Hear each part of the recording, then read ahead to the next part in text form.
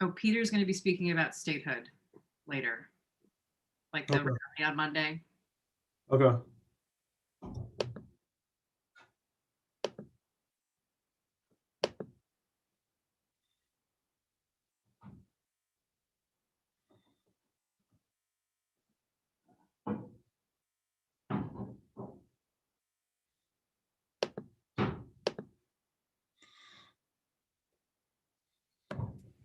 Hey everybody, how we doing?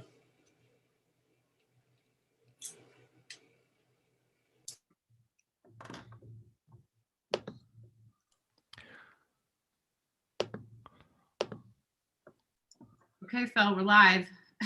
All right. Well, welcome Ward 3 Democrats and Facebook Live and YouTube as well. The time is now 6:31 p.m. We're going to call the meeting to order. For all the delegates who are trying to log in, we will let you log into Zoom at 7:30 when we do official business. We're going to push the agenda around. We call the meeting to order already. We're going to push the agenda around to do official business at 7:30 when we let everybody in the Zoom, all the delegates in the Zoom, which means the 3 resolutions, as well as old business and new business in the treasurer's report and in the minutes as well. So with no further ado, I'm going to throw it over to Elizabeth Mitchell, who helped set up the discussion today to talk about women in politics. Thank you, Phil. So thank you all so much for joining us tonight. It is my great honor to introduce Council Member Janice Lewis George. She was elected just this past November to represent Ward 4 on the council. She is a third-generation Washingtonian, a native of Ward 4 who grew up in a working-class family and learned early how important hard work, education, public service, and family are. She's a proud DCPS graduate, having attended Rudolph Elementary, Alice Steele Middle School, and the School Without Walls. She graduated cum laude from St. John's University and came back home to Howard University School of Law for her JD.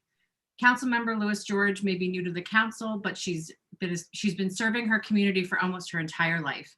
In high school, she was a member of the DC Youth Advisory Council, a student rep on the DC School Board of Education, and was the youth mayor for the YMCA DC Youth and Government. After working for Philadelphia's first African-American district attorney, Councilmember Lewis George came back to DC to work for Attorney General Carl A. Racine as the Assistant Attorney General in the juvenile section of the Public Safety Division. She is an experienced attorney, civil servant, community activist, passionate leader, and a proud Alpha Kappa Alpha member. She and her husband live in Manor Park with their puppy, Sully, who made a quick appearance right before we just got on this call. Sully is adorable. So without further ado, I welcome our newest council member. Hey, good afternoon. So good to be with you, Ward 3 Democrats, my neighbors who share with me Barnaby Woods and our Chevy Chase community. I'm so excited to be with you all. I think the last time I was with the Ward 3 Democrats, we had a different president, a different vice president, a different Senate. And now I'm back with the Ward 3 Democrats, and we have a Democratic president, the first woman vice president, and we control the Senate. In addition to that, we have a majority women DC council. I don't know how much more excited we can be as Democrats coming into this year. And I always take a moment to make sure we celebrate, because we went through a hard last 4 years. So it's so important for us to take a moment to just celebrate how far we've come. And the last time I was here, you know, we were talking about all the change that needed to happen, and now we're here in this moment. And so thank you so much to President Phil, and to Elizabeth and everyone on the Ward for Democrats Executive Board. Just a few things, you know, we got sworn in January, and, you know, when the council obviously first started, you know, our third day on the job, Christina and I both had to deal with what was one of the scariest things in our nation's history, which was the insurrection. And so, you know, we got started pretty swiftly on the job, just dealing with all of those issues. And then Since we've come in, we've been really having 3 buckets in addition to my constituent services bucket as Ward 4. As Ward 4 council member, is we got the budget, we have the comp plan, and we have performance oversight hearings, all happening simultaneously. And so, the budget being one of the most important things, what I've requested in my budget letter, and I hope someone from my team is here, they can put, my budget request in, but just some important things to know. One of the things that I thought was really important, we talk about preserving and expanding affordable housing. And so when we talk about COVID and coming through this crisis and ensuring that we don't have an eviction crisis, I've asked for $100 million for emergency rental assistance program, additional $100 million. I also asked for $96 million for permanent supportive housing. The other space that we know during this pandemic that has impacted us and will have an impact if we come out of this strong is that we have to ensure quality, safe, and accessible education and youth services. And one of the areas that was hardest hit during pandemic and has been the lifeline for this pandemic is in the childcare sector. And so I've asked for a $60 million increase to childcare subsidies, and that's to support our childcare centers, but also to improve the wages of our childcare workers. In addition to that, when it comes to our public school education, I've asked for a 4% increase to our uniform per pupil funding formula. I think that's something that's so critical, especially in this moment when we look at education. We've heard a lot of conversation around learning loss and what we're going to do. And so having that additional increase is so critical. And so I've asked for that also to include in the budget. A few other things, obviously strengthening our social services. So I've asked for a 30% increase to our SNAP benefits, as well as a $3.3 million increase for our interim disability assistance. As you all know, investing in employment and small business supports right now is so critical. And so I've asked for additional $500 to pretty much expand our workforce development program, which is so critical. And as you all know, I've been a champion for public safety coming out the Attorney General's office, working in public safety. And so one of the areas I think is so critical is our public safety prevention and intervention. So I've actually asked for a 50% increase to the Office of Neighborhood Safety Engagement budget. That's including adding a new Cure the Streets program in our Ward 4 community. As you know, we've had super critical investments in transportation infrastructure and environment to increase equity and address environmental justice and climate change issues. And so the preservation of our WMATA budget, I was able to testify on this maybe 2 days ago. And so I'm happy to hear the federal government has given us the funds we need to not have those critical cuts in our most important bus lines that I think impact both Ward 3, the M6 and the E6 all impact us. And so that's something that we have been working on with budget requests, and we're going to stay vigilant to make sure now that we are getting our federal funds and being made whole through our federal funding. And after our CAF report came back showing us having funding to work with, I think we have an opportunity here to really create a just budget. A few legislations that I've introduced that I think are so critical in this moment. One of them is Dc Statehood. One of the things I talk about with Dc Statehood is one of the things we need to do to become a state is also to look at our education system, right? And making sure that we in our city have checks and balances. And so I introduced a bill I co-sponsored with Robert White, the DC State Education Agency Independence Amendment Act of 2021, which would move the appointment power of the superintendent of education from the mayor to the State Board of Education, and make it possible for DCPS employees, including teachers, to run for a state board, which currently only our charter school employees are allowed to do so. Chairman Mendel has said that he will get a hearing along at some point this spring, and so we're excited about that. And we also introduced a DCPS Technology Equity Act of 2021, which I co-introduced with Councilmember Henderson as well as Councilmember Che, which requires DCPS to develop a comprehensive multi-year technology plan, as we saw was so critical. So that's some of the legislation that I have moving, including White Supremacy and Policing Prevention Act that I also co-introduced. That we have moving. And so I'm excited to be with you all and to answer any questions you have about any legislation or any budget requirements. Thank you, Councilmember. So one question I received is, as somebody who has dyslexia, I'm very passionate about the DC Act 230548. how do you support that? And then also, would you increase funding for it as well?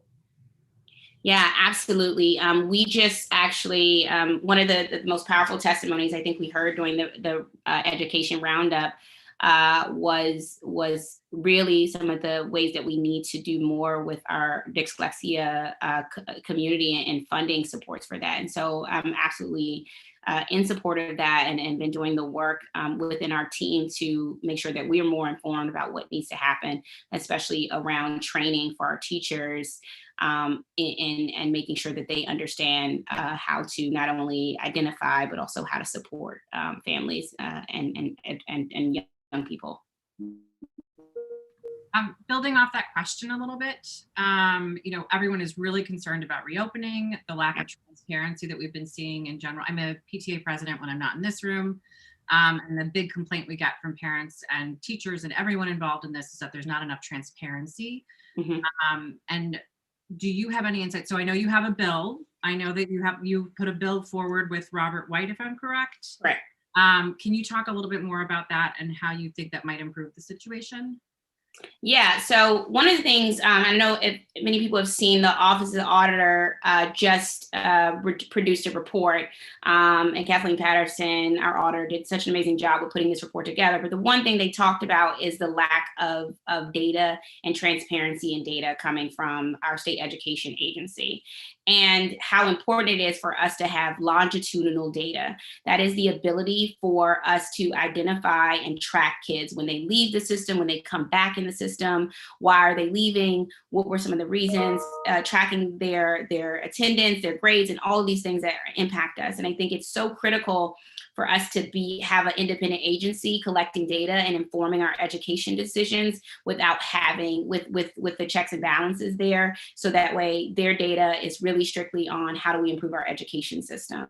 And we will, and the call for transparency around that makes it easier when we have an independent education agency. And so a lot of my decision was informed by our recent auditor's report that talked about the need for more extensive data, more transparency around data. And I think we'll see that with that.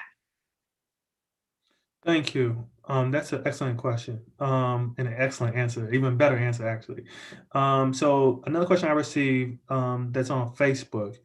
In light of considerable testimony about the Zoning Commission not being adequately addressing issues like tenant displacement and harassment, do you think the council should pass a law requiring the Zoning Commission and the Board of Zoning Appeals to address these similar issues in future hearings and discussions? I don't know much about this this area that they're speaking of regarding, I guess, what's happening with the Zoning Commission. I was on earlier with zoning, asking them a few questions just about how they make decisions, and sort of some of the dismay we've heard about the process and timing and what they're weighing and making these decisions. And so, I do agree that we have a lot of work to do. I spoke earlier today about diversifying the zoning board. I talked earlier today in my questions to the zoning board about weighing community input and respecting community input and our ANC commissioners and sort of that balance. So I'm willing to look into that issue, but I have made recommendations to the zoning commission through my testimony today and throughout this process. Thank you, Elizabeth. So we're really excited for Monday. Peter Lynch is going to talk to us a little bit later about the statehood rallies that are going on around the state. I know that I was with you last year when we were there for the hearing in the before times. Do you know, are there going to be celebrations in Ward 4? Is there going to be a rally? Can you talk? Yes, we are having a rally in Ward 4. And so just some background, I used to serve on the Democratic State Committee with Phil and Elizabeth, and I was on the Statehood Committee on the Democratic State Committee. And so I wrote my college thesis on DC Statehood. So this is how I'm just really excited. We are having a celebration in Ward 4 in the Missouri Avenue. We have our banner. I don't know if Ward 3 Dems has seen the Ward 4 banner, but you have some work to do to meet our banner standards. But we're really excited. We're going to be meeting at I think fresh at 8 a.m. in the morning on Monday, which is really exciting. to do and to be back to this place. And I'm really looking forward to seeing us successfully obtain statehood this time around. Thank you. A question I received from a Ward 4 resident is, what do you think the number one issue going on, what's the number one issue in Ward 4 right now? The number one issue in Ward 4 right now? Well, I guess there's two different ways to take this. One is constituent services is a huge issue, right? And so every day we've been getting complaints coming in. I think the big issue is government technology systems not working, right? So the DMV has had breakdowns in the system and people haven't been able to sign up. The DC health breakdowns, I know you all have seen and gone through this whole process for the last couple of weeks where the DC health system has broken down on many of our residents. Also, then in addition to that, the Department of Employment and Services system broke down and people did not get their checks. And when people don't get their money, they get upset. So we have just seen, and each of those reasons have been because there was a technological failure in the infrastructure of DC government. So I would say one of the issues is Ward 4 is absolutely frustrated with the systems at work that impact a lot of what we need, and including DC Health and getting vaccinated, and making sure that's the case. So I think that's a sort of a level of where we are as far as what we're seeing and what the source of a lot of our angst from our community members are. And I think in addition to that, obviously, I'm going to go with, I think, education and childcare being two issues that are really important to Ward 4. We have a number of schools that need critical modernizations, that need to be ADA compliant, and we have a lot of childcare centers who have been strained due to this, due to COVID, from closing down to needing supports. And so I think, education and wanting to reopen schools and do so safely, and families wanting to get their students back to school, and in a way that we value teachers and families' lives and the health of our community. Thank you. So you just surfaced a couple of issues that I wanted to touch on. Ward 3 and Ward 4 were neighbors, but it feels like there are very different stories going on in those two wards. Yeah. So Ward 3, we have not had that many COVID cases. We have a lot of people getting vaccinated. Ward 4, you've had a very different situation there. So can you talk about that a little bit? And then, not to combine too many questions, but also the school reopening issue. Our schools are modernized, not all of yours are. And I think that a lot of parents in our area are not understanding what a difference that makes when it comes to reopening. So yeah, not too much at you, but if you could talk a little bit about that would be great. Yeah, absolutely. Ward 4, consistently experienced high numbers of COVID throughout the process, specifically our zip code 20011, which is a zip code that we've seen with high numbers consistently. Some of what we learned from when reaching out to DC Health immunologists was about not only our density in Ward 4, because we have high density, but also we have so many multifamily houses with frontline workers in them. And so there was really no way to, we have frontline workers going to work, coming back to multifamily houses, and that truly impacted the spread of COVID, because you can isolate, you can stay home but some individuals don't have the luxury of being able to work from home. And so we have a lot of frontline workers who weren't able to work from home, who were living in multifamily housing spaces. And that really caused for a lot of how we saw the spread of COVID happening in Ward 4.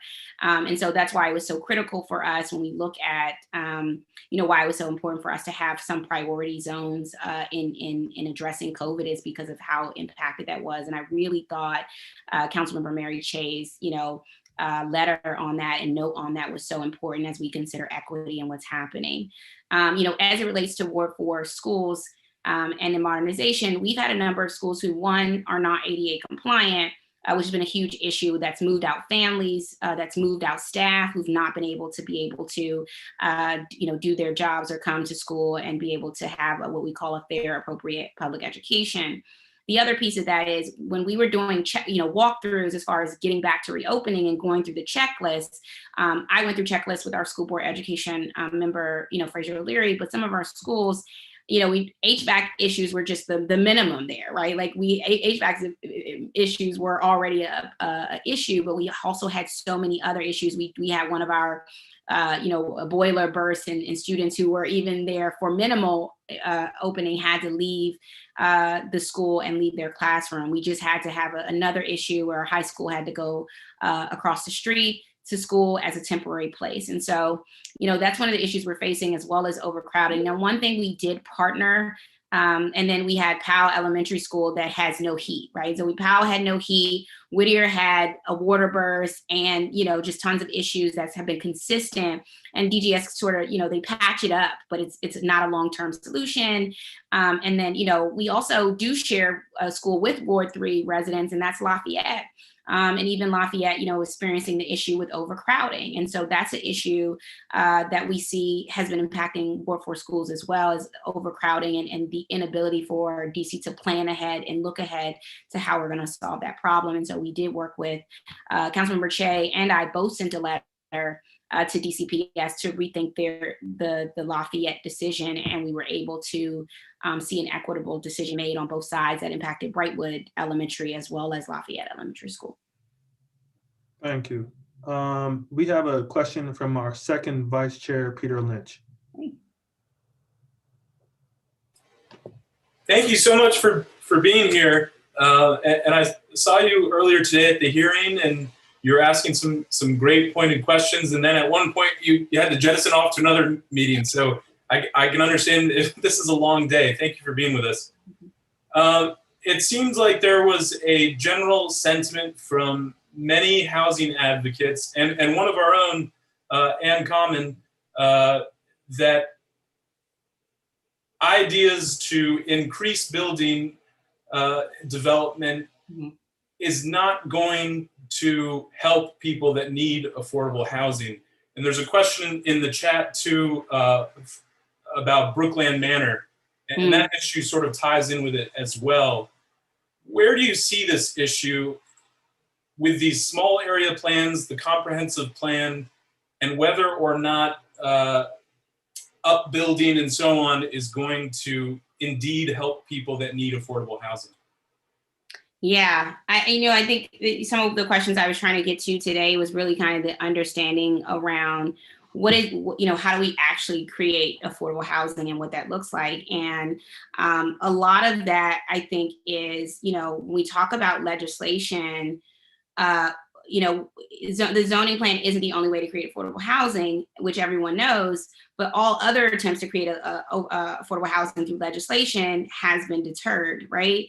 And so, if the goal is for us to create affordable housing, then we would have expanded rent control, right? Rent control came up twice for a vote. Came up twice last year, introduced twice last year, and never came up for a vote, right? And so, I think it's a huge issue for us to say that. And so I've submitted proposed edits to the chairman, and I'm hoping to work with him and the mayor to ensure the process is transparent as possible and allows for community feedback on new proposed amendment changes to the FLUM. And ensure planning fully engages the community in directing any future development and revisioning plans to assure they really represent the needs of the community.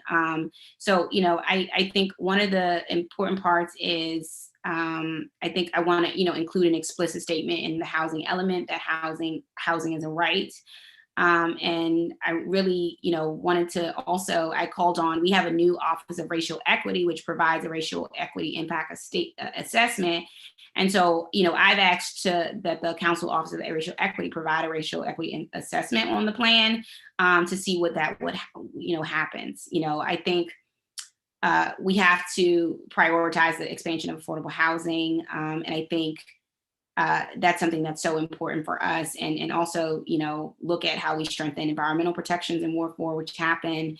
There's actually an education element that many people aren't looking at that, me caring about education I care about it a lot, is that, we have to set the district on a plan to provide a great matter of right schools and communities, sparing residents' reliance on lottery and the need to shuttle children around the city. And so I've also, asked for language on that proposed edit. So, I'm hoping that we have additional amendments to increase rather than suppress, the construction of more housing citywide, and especially in affluent neighborhoods as well. So it's a difficult process to make happen. But I think if everyone is on agreement that we need a more affordable housing, then when we have affordable housing legislation up in the council, then it should be voted on. And that's where I stand on that.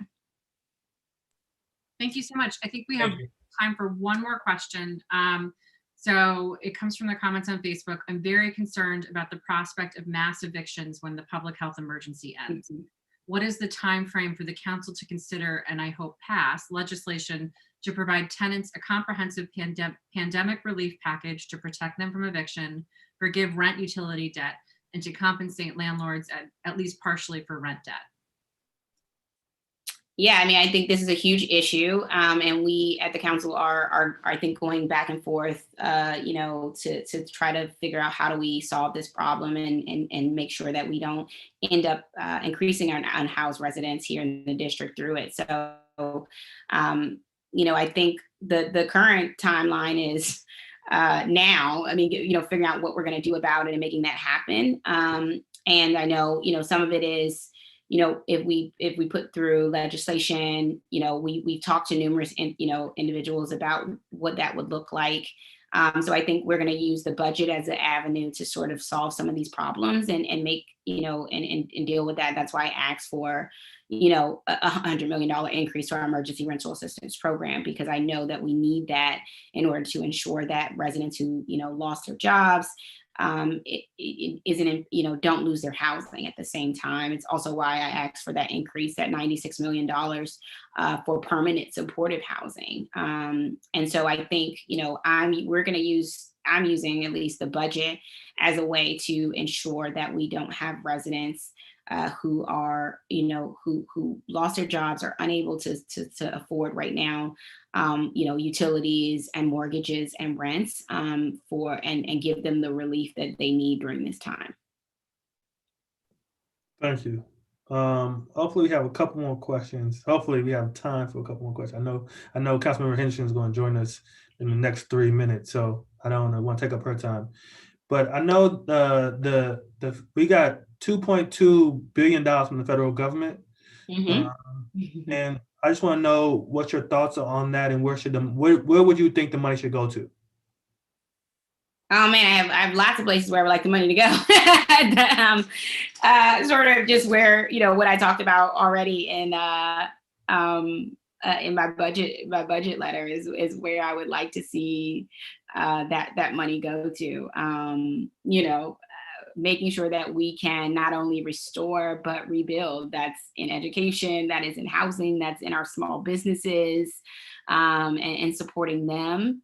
In our increasing our community-based behavioral health services, continuing to preserve our infrastructure. We talk about transportation infrastructure. And so, WMATA, ensuring we don't have cuts, but also ensuring that, we are able to build the infrastructure that's necessary. So, that's all of the places I've noted in the budget is where I would like to see that money go, from housing to education to our social services and supports in our businesses. You surfaced an interesting fact that I think bears highlighting, especially when it comes to the reopening schools question. There are a lot of parents in Ward 3 that are pushing very hard on the powers that be to open schools full-time, 5 days a week. You highlighted that students at Lafayette and also Alice Steele and even Wilson, we've got some students coming over from Ward 4 and other parts of the city where it might not be as easy for them to get to school. What are you hearing from your constituents about the reopening plans, where they're at, what they need to feel more confident with the plans as they're unfolding, and what their needs are right now? Yeah, I think, what we're hearing from families and parents is I think people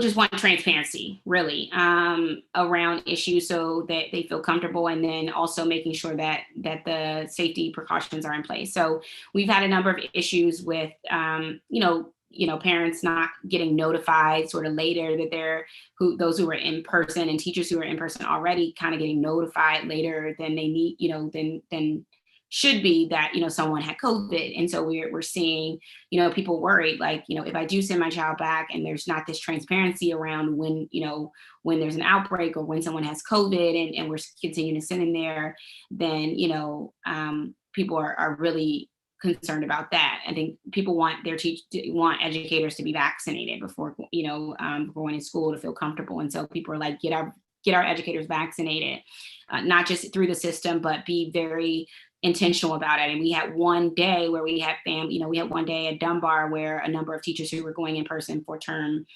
3 got vaccinated, but then there's a whole set of educators who still have not been vaccinated, are going through the normal system. If we want to reopen schools, then we have to get teachers vaccinated, and we have to prioritize that. And so I think, tomorrow we have an oversight hearing for DC Health, and I plan to ask, sort of some of the differences between what we're seeing between private schools and public schools, and unclear why, there's sort of this different set of rules. And so I think it's important to give people advance notice whenever possible. And I also think we need to be thinking about the summer and fall plans right now and getting families involved. And so, I think we had a hearing, 2 weeks ago where we had over 200 witnesses, which I said was clear that family voices, teacher voices, and young people's voices have not been heard in this process, or they don't feel they've been heard in this process, and there hasn't been collaboration. So, and when we see collaboration, we see real transparency, and we see real safety regulations in place, and we see teachers' health is also considered, and getting them vaccinated as soon as possible. I mean, the President of the United States has said, President Biden has said, we want to get teachers vaccinated. So we should be doing the same and making those same priorities as a city if we want to reopen safely and be able to start restoring and rebuilding within our education sector. Thank you. One quick question, and then I'm gonna go to a little bit. What's the first thing you're gonna do when the country opens back up? What's the first thing you're gonna do? The first thing I'm gonna go do, probably just hug and kiss my mother. It's so hard not to hug. I've been doing I visited some schools and they're teaching kids when they get too excited and want to hug somebody to just hug themselves. And I look crazy doing it. So when I saw my mom, I'm like, so I can't wait to actually just full on, give her a hug and a kiss and just spend some time with my family. Honestly, we haven't had a cookout or any family gathering in so long. And I truly miss that piece. Well, we really thank you. And I'm gonna throw it to Elizabeth. So this is actually a great transition question. Councilmember Henderson has just joined us too. So your election, along with Councilmember Henderson, Brooke Pinto, we suddenly have a majority female council again. We also have a majority Black council again, and we also have a ton of young Dems who have been elected. It's a very exciting time for council. Yeah. Actually, originally, one of our young Dems was going to be the treasurer of the Young Dems was going to be interviewing you, Karina, but she couldn't join us tonight. Phil, you're still a young Dem, right? I am technically. Till June, I am. So to that end, what, if any, do you see that having an impact on the council? Do you see that having? How do you see that playing out? Yeah, I mean, I think it's already had an impact on the council. Councilmember Henderson and Councilmember Pinto and I, we often, exchange ideas and talk about things and really support each other in so many ways. And so it's been really exciting to be able to connect with them. I think, we see a lot of the issues that we face are impacting our generation. When we talk about, we're talking about student loan debt, it impacts our generation and our ability for us to be able to, move forward and do the things we want to do. When we talk about young people now, I grew up here in the district, but many of my classmates and us can't afford to come back home and raise families here and buy homes here. And so, in many ways, the issues that we face and the decisions we make as a council impact young people in so many ways. And we talk about what's coming next. What Councilmember Henderson is about to talk about, maternal health, that's something that's impacting our generation in a very real way that we're experiencing. We talk about childcare and the cost of childcare, right? So many issues that impact our city. And we talk about just transportation, infrastructure, environmental infrastructure, and all these things. These are things that we're really passionate about as a generation, that we have to be passionate about as a generation. Climate change, it is an issue that's going to not only impact our generation, but our future generations. And we have to do the same work that the generations before us did, which was make a better place for us. And so climate change is a part of us doing that. So I think, we've been working together, bringing, energy to issues and bringing our perspective and our diverse backgrounds. And I think, it's been very helpful. And I got to hop off and go to DCRA oversight hearing. But the point is, we have a lot of energy amongst us. And so we all been hopping from hearing to hearing. And really just, making sure that we're everywhere that we need to be to make that happen. So it's a great shift. And we're really able to work on issues that impact our generation, but also make sure that our parents' generation is safe and can age in place and do all those things. And so I think it's important, that young people see us in leadership and seeing us to have the ability to step up and lead. Oh, well, I cannot thank you enough for joining us. I cannot thank you enough for all the work you're doing, and we really appreciate it. So with that, we're going to kick it over. I'm going to introduce Christina Henderson, one of our other newest council member. Christina Henderson believes your zip code should not determine your opportunity for success. She's a dedicated public servant, education policy advocate with deep experience in and passion for promoting more equitable outcomes at DC and nationwide. She has recently introduced legislation on maternal health access and resource reform, fought for a transparent process through performance oversight hearings, and established a clear focus for her budget priorities in FY 2022. Sorry, I can speak, I promise. Thank you for joining us today, Christina. We are looking forward to hearing more. Thank you for having me. Good evening, everyone. And Janice is right. I was just about to say, hey, we're on public witness 18 of 32 over at the TCRA hearing. But I was actually just talking to some American University students about women in politics. So I'm feeling very Ward 3-ish right now.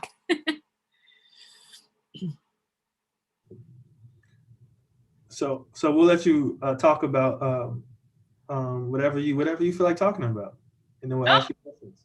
Oh, okay. Well, good evening, everyone. Thank you for inviting me, even though technically I'm one of your independent at-large council members. But just by way of introduction, for those who don't know, I was just elected in November. Just prior to that, I spent 4 years working for now Senate Majority Leader Chuck Schumer on education, labor, census, and postal issues.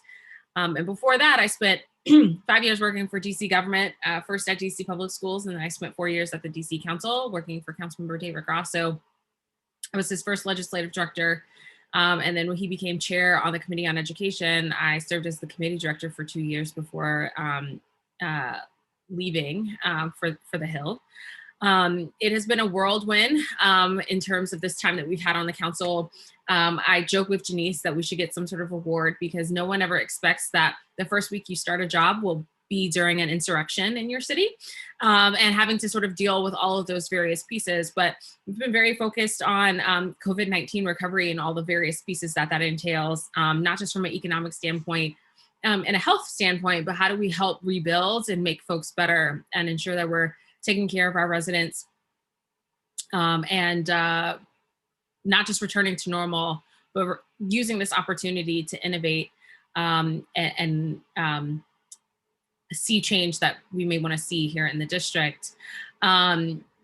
We have been in the midst of performance oversight. The last day is tomorrow. If you see a little glee in my, it is just a lot.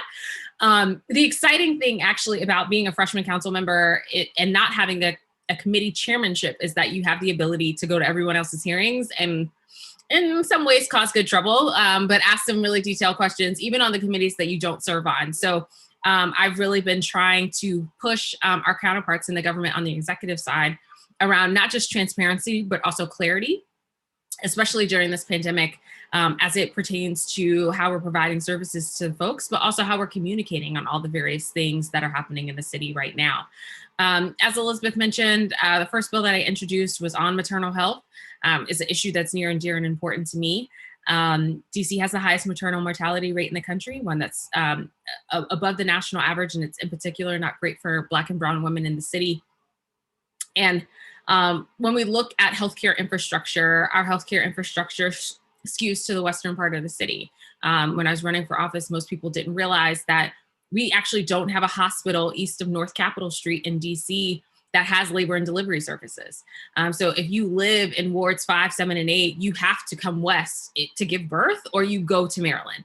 And I feel like if we're thinking about DC as a world-class city, we need to do better in that regard in terms of helping, women be able to give birth in the city for which they live. I've also been focused a lot around childcare issues. And I think that's also part of the recovery conversation. For me, childcare is not just a care issue, it's a economic and workforce issue that is critical to our economy. And it has taken a hit during this pandemic, and I don't feel like a lot of people have been paying attention. Although if you have children at home, you've been paying attention in terms of what it is like, or what we're asking for families to do both, and how that is hitting upon folks. I have been using this performance oversight time in some ways to sort of dust cobwebs off of when I used to work in council government, but also trying to dig in more in terms of as we lead up to the budget process. I think this budget is going to be incredibly critical for us, not just in terms of how we spend our local dollars, but how we spend our federal dollars as well. And I'll ensure that we're pushing towards equity in all of the various pieces that we're doing, and how we are using this as a foundation to build back to better. And so I will stop there, and I know that you all have some good questions, but I appreciate the invitation to join you all. Yeah, thank you again so much for joining us. On the maternal mortality bill, so there are people on this call who might not really even understand what that is. I think when I moved back, it was surprising to me to find out that we were #1 in the country in a very bad way. And that it can take someone as long as an hour and a half to get to a hospital from Ward 8 in order to deliver or even get services and prenatal services. So can you talk a little bit about the issue and what your bill is going to do to help prevent this from happening? Yeah, so it kind of speaks to the infrastructure piece, but also trying to help provide some additional supports for women as they're giving birth across the city. So one part of the legislation is around it's a pilot for DC in order to have Medicaid reimbursed for doula services. A doula is an additional birth worker that is in a room to help women through the process. For middle class, upper middle class, and wealthy women, this is like a very natural part of the process for them. But for lower income women, to pay that additional cost out of pocket for labor and delivery is a lot. And what we found in research, though, is that by having an additional person in the room, it has actually helped out in terms of health outcomes, because you have another person who's actually looking out for the health of the mother, not just for the health of the child in the room. The second part of the bill would require a feasibility study for the district creating a birthing center east of the river. And again, this is to try to address some of the infrastructure issues that we have. Yes, there is a hospital that the district has funded and is coming online in 2023. But I think we have to ask ourselves the question of what are we doing in the interim to provide care? But also, I'm not of the belief that every woman has to give birth in a hospital setting, especially when we know that low-risk birth can take place in a birthing center or at home. And you don't have to be in a situation where you're having to have an emergency cesarean section, which can lead to complications. We have one birth center in the district. We have 2 midwifery programs that are attached to hospitals. I don't know, well, not if that anyone would have checked the numbers, but all of these programs, especially in the pandemic, are oversubscribed. We basically have a wait list for our midwifery programs that are on the at Washington MedStar and at GW. And then for the birth center, we've seen this increased number. Actually, the New York Times just did a story in terms of how women of color have been seeking more out of hospital births and care. So this would just be a feasibility study around that. And then finally, the bill would require transportation subsidies to help women get to their pre and postnatal appointments. It was actually shocking to me when we pulled the data that nearly half of Black women in DC and 1 in 3 Latino and Latinx women in the district do not seek prenatal care until their 2nd or 3rd trimester, which is late in the process for anyone who's ever had a child. But in some ways, we have to think about if you live in a part of a city, wards 5, 7, and 8 that don't have very strong public transportation connectivity, to get to a doctor's appointment sometimes is about taking 2 buses and a train, or taking a very long train ride or something to that effect. And so for women who have to make that decision of, I could do this or I can skip my appointment, we want to alleviate that barrier, and by providing transportation subsidies so that women can choose to do rideshare or those kinds of things to get to their appointments. So that is what the bill does. And, frankly, I know it is not the be all and end all. I've had some really great conversations with some health and birth workers since we introduced the bill. And there's so many other things that they brought up that we want to tackle as well, as we try to chip away at the issue and ensure that DC is not number 1 in this particular case. Thank you. I'm sorry about that. Thank you. Samira has a question. Okay. My name is Samira Daniels. I'm wondering if you have been having any conversations with the DC Health Department on the plan and the prospect for rapid testing of students, COVID testing. We've heard in very general terms about it from the chancellor. And I wondered if you'd seen a plan or if you have any of your own thoughts on that. As you know, New York and several other states are starting to incorporate rapid testing as this vaccine is rolled out. And it's critical because there's still prospect for transmission and contagion, during this period of the vaccination rollout. Yeah, thank you for that question, Samira. I have not seen a plan specifically from DC, but I did see today the amount of money that we're getting from the CDC around in-school testing, which can go to that. I think DC is slated for about a little over $21 million. That is specifically around in-school testing. And so okay.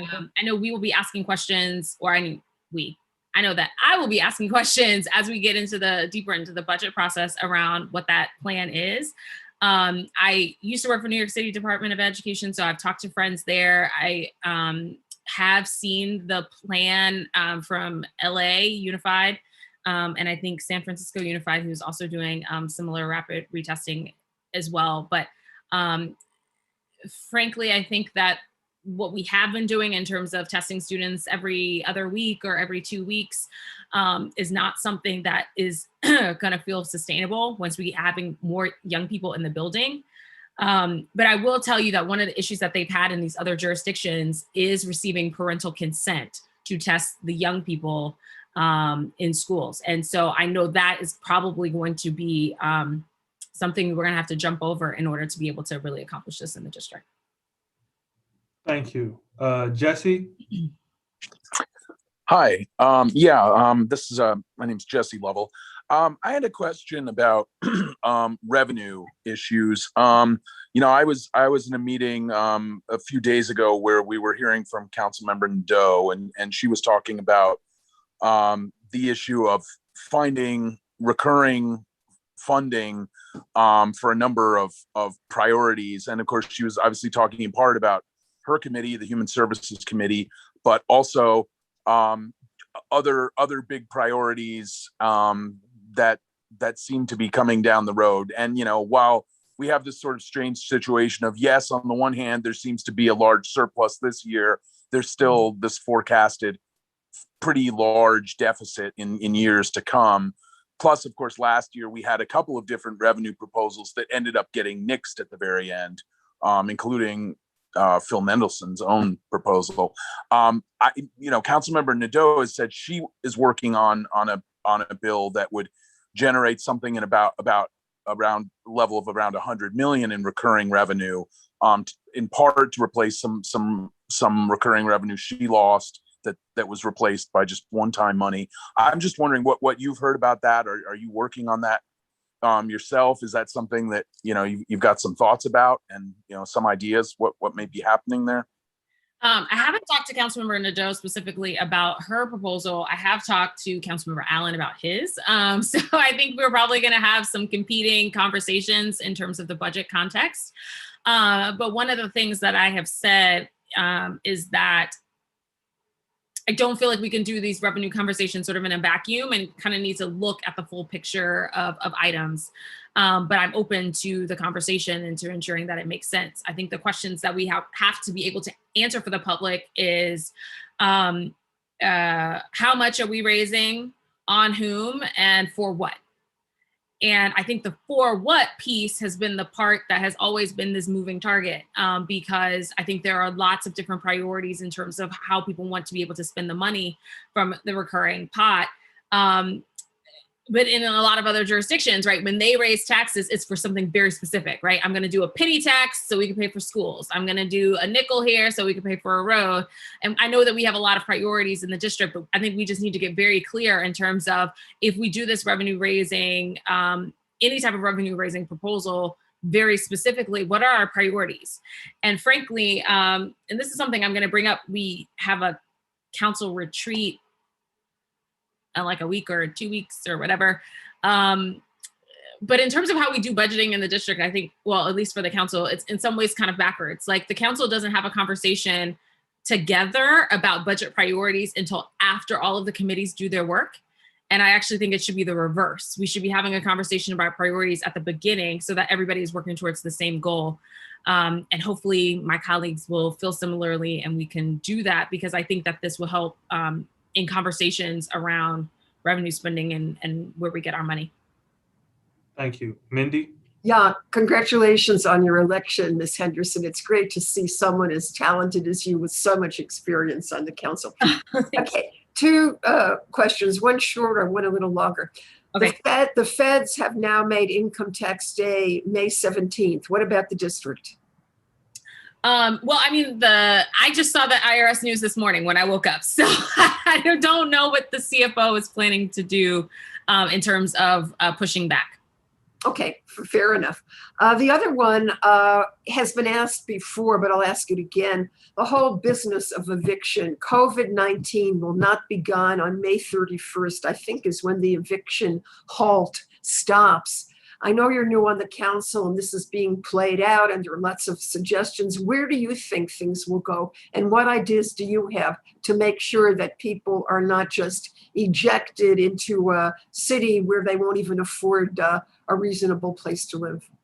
Yeah, so I think that this is actually one of these areas where, how we use our federal dollars is going to be incredibly important, because we did housing stabilization grants, and I actually think that we need to go back to doing that again. So for those who don't know, the housing stabilization grants are where landlords apply, where the city is covering 80% of the funding, and then you have to cancel the other 20 in terms of the debt. And, that program was oversubscribed when we did it before. And I actually think that that is a really good way for us to do it. The question that I have been having that no one has been able to answer on the rental piece is, like, how much money are we talking about here? What is the universe of debt in terms of rental that's out there? And I've had a similar conversations with all of the utilities. Now, for the utilities, it's very easy because they can go into the system and they can calculate how many accounts are in arrears and give me a number, which they have. I think it's we have 130,000 accounts across DC Water, Washington Gas, and Pepco that are in the arrears, about $65 million. Okay, we have that, utilities. I don't know what that universe looks like for rental assistance. And so I've actually been asking this question of some of the mayor's folks, because from a budgeting perspective, I'd like to know how much of our federal money we're putting in, and then what is the gap that we have to cover on the local side to ensure that we're not saying, okay, we can cover 20,000 people, but you other 5, good luck to you. Like, that's just not something that I want us to do. And to go back to the earlier question around revenue raising, Like, if this is one of the reasons, if we have the revenue raise to keep 5,000 people from being evicted, I think that's a really good reason to do that, right? But nobody has been able to give a number. So we're having these conversations now, but it's definitely on my radar. Thanks for Can we extend the deadline beyond May 31st? So my understanding is that for the council side, that is where we extended the mayor's authority for the public health emergency to May 31st or up to. I don't know how long the mayor plans to do it. Because frankly, I don't think that order has come out just yet. But as it relates to the eviction notice or the eviction moratorium, it goes beyond that. It doesn't just cut off on May 31st. It's a 3-month cushion. So I think that's part of it. But like, yeah. All right, thanks. Yeah. Michael, quick questions. Yeah, no, sorry. I want to make sure microphone was working. Is there any plan to bring DC in line with Maryland and Virginia and now the federal government when it comes to not taxing unemployment insurance benefits? Yes. Councilmember Silverman has a bill that I signed on around that. I was asking for 2020 because I know that that bill is for 2021. Okay. I thought that covered this upcoming tax year because we did it on an emergency basis. Yeah, so my understanding is that bill covers 2021, but not 2020. Okay, I need to look into that a little bit more because my mistake. I did think that because we just did it, it was for this upcoming year. But I definitely think it is something for us to get in line with other jurisdictions who are doing that work. And I think we do have the votes for that on the council to make that happen. And also, is there any plan to sort of push for DOES and other agencies to update their interfaces, their user interfaces? Because I mean, I work in restaurants and I think anybody on the council would know because you've gotten inundated with emails from people who work in public facing jobs who had to go on unemployment insurance, but to update multiple interfaces from DC government sort of on the user experience side, the UX side, so that we're able to move forward a little better in the future. Yeah. It's so funny. Okay, so I brought this up during the performance oversight hearing. I thought I was done asking DOES questions, and then I went on their website and I was like, let's go back, because that is a hot mess express.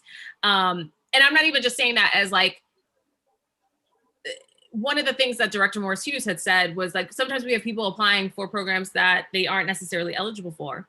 And I was like, well, part of that problem is your website, because when you go to the website, everything is written in acronyms. You're not giving me a definition of should I apply for this or that kind of thing. Anyway, we had a very long conversation around the fact that the website needs to be improved. And frankly, and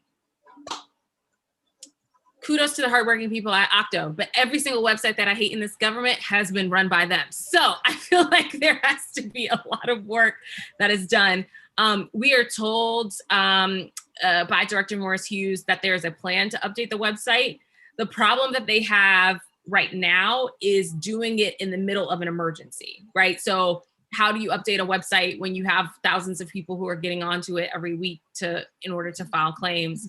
But I have urged them to even just make some changes in terms of like, when you go to the homepage, the amount of stuff that you see, it's not user-friendly. You can't really find anything. And so, yeah, honestly, we need to start all of our government websites over and like try it again, because the design is just very 90s. Thank you. Judy, you're the last question, and please. Okay, and I'll make it quick, although I wanted to make it longer. I was just wondering, are you in favor of full funding for the DC Act 23548, Addressing Dyslexia and Other Reading Difficulties Amendment Act of 2020 in the fiscal year 2022 budget and future years? Yes, I think we need to fund it. And we also need to ensure that we have the training in place for our educators to recognize when a student is experiencing, or not experiencing, but has dialect. Yes. Thank you. My words today are just not coming together. Sorry. And the last question before I turn it back to Elizabeth is, what's the first thing you're gonna do when COVID is over with? What's the definition of when COVID is over? Because I really want to go to a concert. I love live music. It has pained me ever so. There are a lot of albums that came out this year that I'm like, oh, I need to see this live. I really, really need to see this live. And frankly, I miss our live music venues that we have across the district. And I have been really worried about how they have been struggling during this time, because unlike restaurants, they really can't open. And even if they did, you don't have any talent who is touring right now. So when COVID is over and artists are out there again, going to a concert is really going to be exciting. So that's what I'm looking forward to. Thank you. Elizabeth? We just wanted to say thank you so much for joining us. I think you've pretty much gone through all of we have some more questions. So what we're going to do is we'll send them to your new comms director, and we'll get them answered later and post them on Facebook and Twitter. And apologies, apparently we're not broadcasting on Facebook right now. We're trying YouTube this time because we're trying to be more accessible. Not a problem. Amanda can drop the link in the chat if anyone is interested in signing up for our newsletter to keep up with what we're doing. Okay, and we want to get you gone because you have a little one to put to bed, and I totally respect that. The only reason my house is very quiet right now is because my littles are out of the house right now. So, so go have a good bedtime, and thank you so much for joining us. And we really appreciate everything that you're doing. Thank you, Elizabeth. I really appreciate it. Have a good evening, everyone. Bye-bye. All right, and so next we are going to be joined by Amy Steele. Amy Steele is a candidate. There she is. Sorry. So Dr. Steele is one of the candidates that we supported in North Carolina in 2020. We met with her a couple times over the summer. She is an absolute powerhouse. She has been in education her whole life, so I'm sure she's got a lot to say about all of those different things. But we wanted to welcome her back because we did not do as well in North Carolina this time as we had hoped. We did really well in some other places, but we did not do as well in North Carolina as we had really hoped. We got Ricky Hurtado elected, which was very exciting. But we wanted to talk to Dr. Steele today about some things that she is doing in North Carolina to perhaps, we seem to have cut a path and now we need to pave a path to victory. So we wanted to touch base with her and see what she's up to. Okay. Hey, everyone. How are you? So first of all, I want to say thank you so much. You all have been so supportive, not only of me, but my campaign. And I want to say thank you to Elizabeth. It's been an interesting ride. And I'll tell you, people ask me all the time, why did we lose North Carolina? I have a few reasons why we lost North Carolina, but I'd love to just kind of dive into a little bit about my race, and then I'll go into what happened in North Carolina. So how many of you are curious as to what happened with my race specifically? Raise double hands. Okay. I got to make sure you're awake as well. All right. So double hands for my race. So the good news is that we had 134,000 voter connections. We had 6,370 door knocks. And this is in a time when we weren't supposed to be knocking doors, but I had a primary. So I was able to actually primary and knock doors. And I'm sorry, Elizabeth, can I share my screen? You're a co-host now, so you should be able to. Perfect. Okay, well, good. Because I know you like slides. I know you're visual and I appreciate it. I'm a teacher by trade, so everything is visual for me. So now it'll be better. Okay, because I have pictures for y'all and everything. All right, so there we go. Okay, so 2020 statistics. All right, so how do we do? So again, 134,000 voter connections. This included door knocks, lit drops, text messages, and everything. So this is everything together. Okay, but then we go down to breaking it down. So door knocks, we had the 6,370, and most of that, or about half of that rather, was during the primary. And then the other half was during the last 11 days of the campaign, because that's when we finally got the clearance to knock. So I'll talk a little bit about this, like what happened with North Carolina. In my opinion, it all had to do with canvassing and the lack of knocking doors. And I don't know if y'all have heard that before from other races, but that's what happened to me. Then we did 33,000 phone calls, and these are calls made by some of you, phone banking groups, volunteers, campaign staff, et cetera, from January 1st through November 3rd. Now, we had 84,000 text messages. And so these text messages were sent through platforms that allowed for more engaging messaging, and then some, preset answers. And then we had people texting just from their regular phone with messages that they crafted. We then also did about 10,000 literature drops. This was extremely important to me because I wanted to make sure we could get to the homes of people with some literature, even if we didn't mail it to them, like we could actually drop it off at their doors. So we did this effort all before early voting, which started on October 15th. So I'm sorry, yes, October 15th. So we were making sure all of this was done prior to the early voting timeframe starting. And then I raised $1.295 million for a state house race. Now, let me just say, this is insane, okay? It's insanity. Why? Because previously in 2018, when I also ran and lost, I'd raised about 140,000. So going from 140 to 1.295 million is just insane. So I do want to say thank you all for all of your support and for everything you did to make Campaign Steele a success. It was a successful campaign, and I will tell you why. At the end of the day, when a candidate runs, we run for office because for all the reasons we say. We want to change legislation. We want to represent the people, that we live around, et cetera. For me, it's always been about the tiny constituents. So who can tell me what a tiny constituent is? Anybody? Candace Clark? You look like you have a thought. Dale Brown, what is a tiny constituent? This is the teacher coming out in me. Okay, Dale is trying to get a chord together. Jesse, will you tell me? Nope, he just put something in his mouth. Mindy, what is a tiny constituent? Come on, Mindy, bring us home. It could either be a kid, a young kid who will be a voter when he or she grows up. That's right. We're going to stick with that answer, Mindy. A 100% for Mindy. Everyone give her a hand.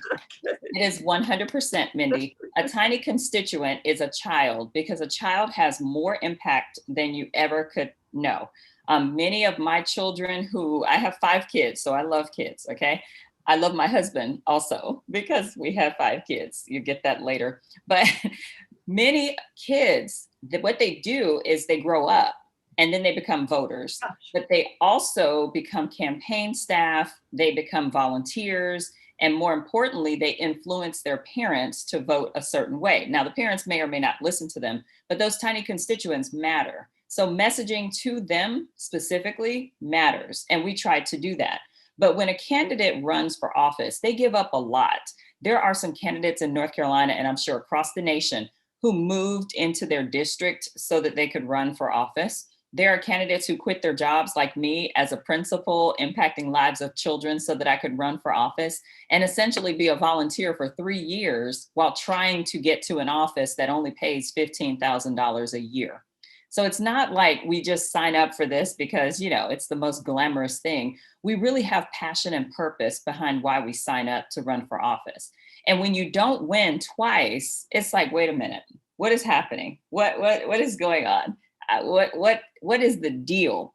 And so I found myself asking that question at the end of the 2020 cycle. And what it boiled down to after 16 debriefing meetings with various organizations that either sponsored or endorsed me, what it boiled down to was that we really needed a year-round field effort that could address some of the deeper issues that the community has as they live their lives throughout the year. You cannot continue operating a transactional campaign when people are looking for deeper, more substantive relationships. When they're looking for someone to come around and ask them, how are they doing during COVID? Do they need support with the unemployment system? Do they know the best strategies for handling their stimulus check? Do they understand the tax implications with stimulus checks and unemployment checks, but now that's been changed? But do they know what's going on?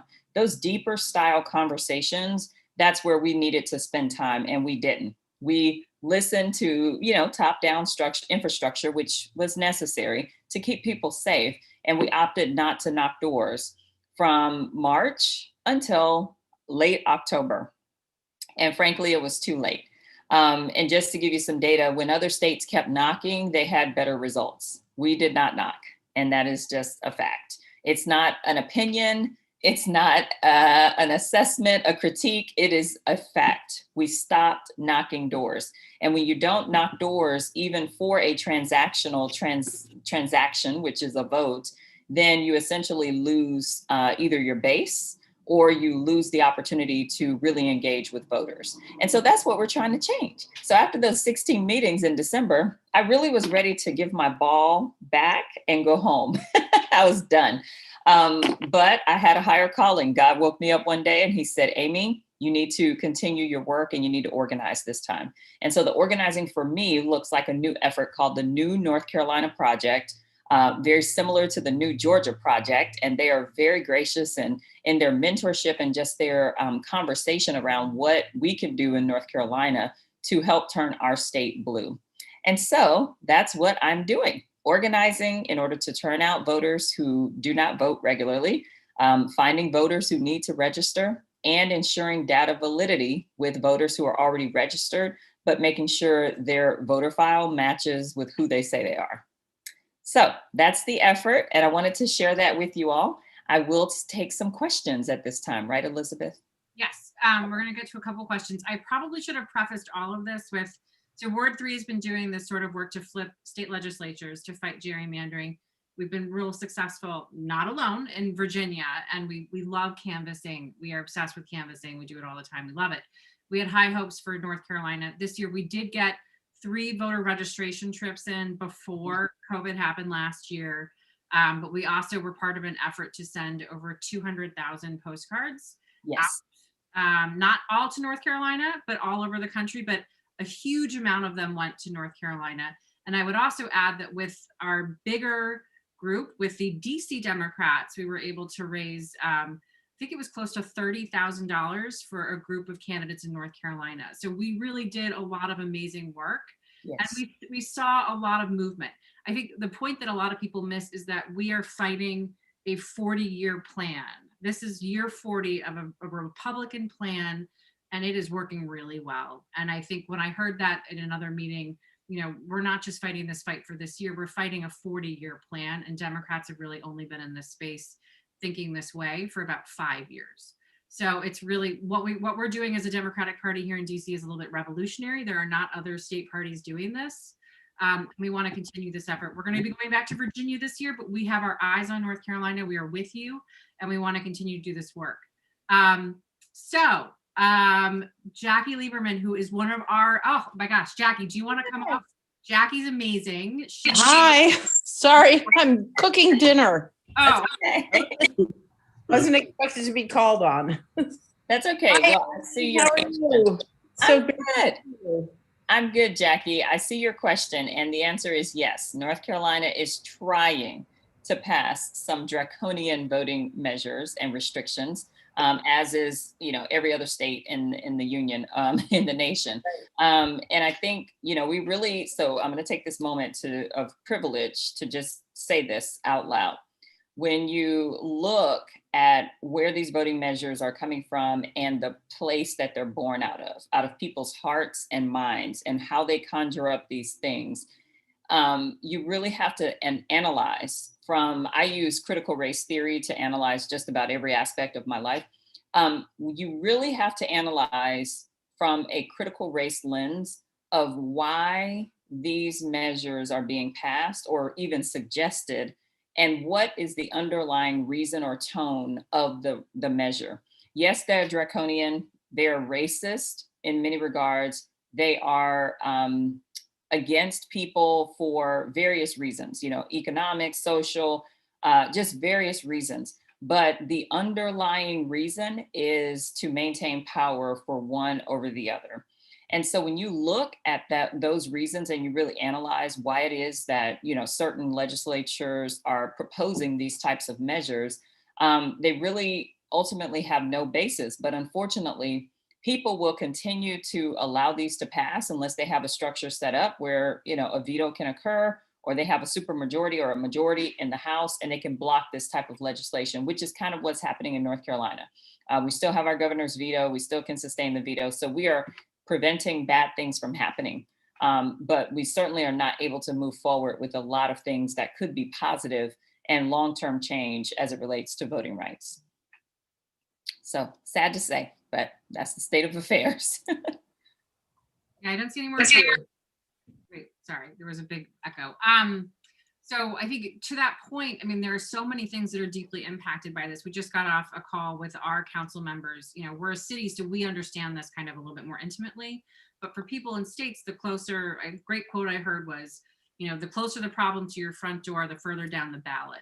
I know education is a huge issue. You are an educator. Can you talk about the impacts that not having this sort of control has had on North Carolina? Yeah, so not having the control from a Democratic perspective has led to, you know, like this huge fight with teachers getting vaccinated, but being made to go back to school immediately. So becoming essential workers overnight and then not being able to go back to, not being able to get access to the vaccination. That's a huge issue. We even have a curriculum battle right now as it relates to testing versus not testing students who haven't been in school all year, you know, physically in school. They've been in school and teachers have been doing an amazing job, but we also don't feel like they should be tested. Those students should be tested this year. And I always tell people, follow the money. If you follow the money, you'll find out why certain things are happening from an education perspective. We've always said that. And failure in testing is a multi-million-dollar industry. So when you follow the money, and where, you know, testing leads to failing in some instances, which leads to remediation, which leads to contracts for various educational programs, remediation programs, tutoring programs, summer camps, et cetera. And that's exactly what we're seeing here. And the easier fix is not to test, but they're testing us. And, you know, that's just what we see. We're also seeing some very interesting things with our very character-filled lieutenant governor, who is anti-everything and everyone, anti-Black, and he is Black, but he's anti-Black. He has a very varied perspective on things that are not educationally friendly, I'll say that. And then we have a host of other issues, but losing our state legislature and not being able to regain or gain the majority has really negatively impacted us from an educational perspective, for sure. I'm going to kick it to Peter. He had a question for you. Hey, Peter. Hey, how are you? Good. How are you? I'm doing fine. Thank you so much for being here with us. And I really appreciate some of your comments on relating it back to teaching, because I'm a teacher as well. Yes. But this is the first I'm hearing from you. And I really get the sense that you're speaking and you're acting in politics from a place of deep conviction. Mm-hmm. And I'm just curious, what has inspired you to get to this point? Okay, well, when I was 5, and this will be a short story. Take your time. When people say, well, when I was 5, you know, you just expect this long commentary. So actually, when I was 5, I actually had a young lady in my class who, you know, we were both in kindergarten, but she had an odor, and the odor caused her to be picked on outside every day by kids at recess. So my big mama, who is my grandmother, she passed away. Her birthday will be tomorrow, but she passed away in 2019. She actually said that I went to school every day with a plastic bag of my underwear, my clean underwear folded, a rag, like a face towel, and a bar of soap, and carried that in a plastic bag every day for 2 weeks. And then the teacher, we would ask, like when it's time for recess, we would ask to stay inside. We go into the bathroom. She'd go into the stall after we washed the towel, soaped it up, and let her wash herself. And then she'd come back out with my underwear on, and then her clothes. And then we go out to recess. So at the end of the 2 weeks, the teacher said, you know, she came into the bathroom and said, what are you girls doing? And I explained to her that I was trying to help my friend who kept being picked on outside by other people, you know, kids in the class. And so the teacher explained to me that, you know, Amy, we've got it under control. Now, in my little mind, I didn't know that obviously if she had it under control, then this would have been taken care of and I wouldn't have had to step in. But she called my grandmother and explained to her, she said, Miss Maddie, you need to talk to Amy because, you know, just let her know we've got it under control. Like we can take care of this young lady. And so that mindset has always been in me to take care of people who either A, can take care of themselves, but they don't have the strategy to do so, or B, they don't know how to take care of themselves at all, and we need to step up. So that might be the tiny constituents. So from then on, I've been that type of an advocate for all my life, as long as I can remember. So then fast forward to 2017, we got a directive from our state board saying you need to make class sizes smaller for K-3. And you know, as well as I know as a principal, that when you make class sizes smaller in one part of your system from K-12, something else is going to swell. So if something gets smaller without additional resources, something else is going to swell. So what we saw was where classes going down in K-3, but then in 4th and 5th grade, they were growing to like 30. And if you've ever had 30 9-year-olds in a class, it's just not cool. It's just not a good idea ever. So we had, these classrooms with 30 and sometimes 32 and 34 kids. And then the high school classes were swelling, and so were the middle school classes. And it just bothered me. And so I asked my superintendent called and said, make room for 3 more teachers in a landlocked building built in 1968 that had asbestos, by the way. So I said, well, how are we going to make room? I'm going to have to take classrooms. So we made it work 3 days before orientation. And teachers know what happens before orientation. You got your classes set, you got all your materials ready, and then a principal comes and tells you to move your classroom. That is just it's just not good. So we did that. And then 6 months later, she called and said, make room for 5 more. I was livid. I could not believe it, because at that point I had to take the library, the gymnasium, the cafetorium stage, the art room, and the music room. And all those teachers would have to travel around on carts. And I was a Spanish teacher. I traveled on a cart. I know exactly how that feels. And you don't want to be taking your stuff all around the school on a cart so that you can teach in the kids' classrooms. That's why we have a music room. So when I was faced with that, I said, who made these stupid rules anyway? And she said, that would be your General Assembly. I said, well, somebody needs to step up and fix that. And, she was like, well, sounds like that needs to be you. So that's what made me get into politics. I'm a baby in politics. I've only been in 3.5 years, and my God, it's kind of like education, but a little bit worse. We cannot thank you enough for joining us. I also want to send a little shine. So Peter is also the head of our statehood committee. We have a hearing on Monday. All of the candidates we support in turn support our statehood, and they take our statehood pledge, which is a really big deal for us. So we appreciate that. We gotta close it out soon, because we have to get to some official business. But we're so excited for this project, and I want you to keep in touch with us. Let us know if we can help you, because we do not want this to be. We don't want to keep coming back, 1 year at a time. We want to build a relationship and really be there with you, because a lot of us have very deep ties to North Carolina. Absolutely. Thank you all for your time tonight. Thank you for coming through. Bye.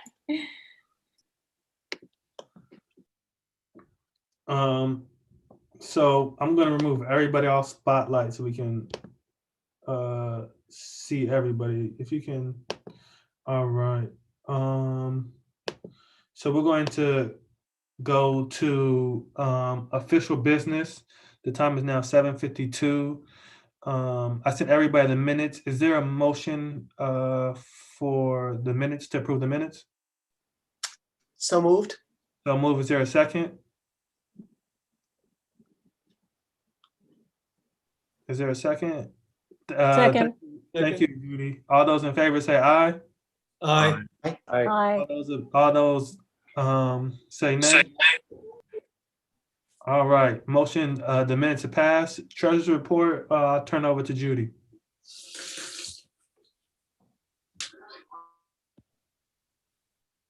Judy, we can barely hear you. Judy, we can't hear you at all. Am I the only one that can't hear Judy? No. Yeah, Judy, you're on mute now. All those in favor say aye. Aye. Aye. All those Aye. say nay.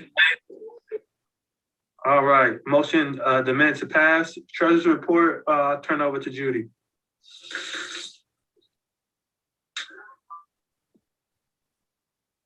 Judy, we can barely hear you. No joy on the volume. We can't hear you at all. Am I the only one that can't hear Judy? I can't hear you. I know I don't Can you hear me you. now? On mute now. Yeah, now I do. All right, All those in one favor say aye. second. Aye. All those, Aye. say nay. All right, motion, the minutes to pass. Treasurer's report, turn over to Judy.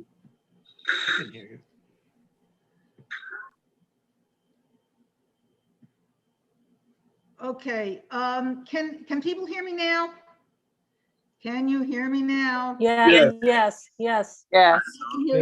Can anybody hear? Yes. Yes. Can people hear me? Yes. You can? Yes. Okay. All right. We have $1,773 in the treasury right now. That's just a bit over $1,000 more than we had last month this time.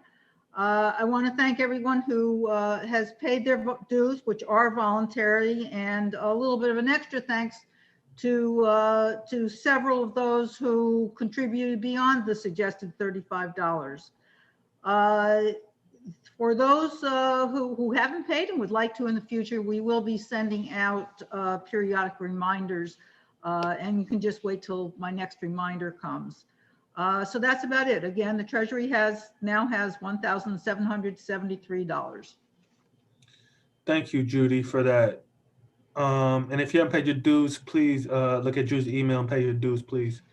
We're going to the resolution.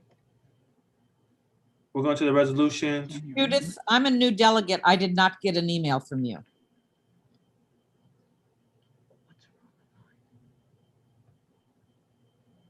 And Judy, that was Candace Clark.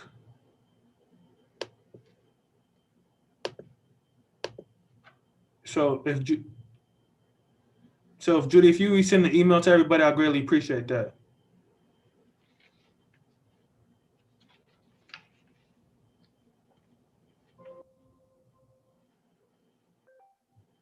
To continue on with the agenda, we're going to the resolutions. You want to go up to my computer? We'll go to the resolutions from the Transportation and Environmental Task Force, the resolution on support for the reappointment of Richard Beverly. I sent it to everybody. Susan, do you want to speak on that since John is not here, or? Oh, gosh. I didn't quite prepare for it. So I'm sorry about that. I thought John was going to be here to present it. Is Brian, who else is here? Is Brian here? Brian is not here, nor is Ann. Do you want to speak on that, or do you just want to? Sure. Can you hear me? Yes. Yeah. Okay.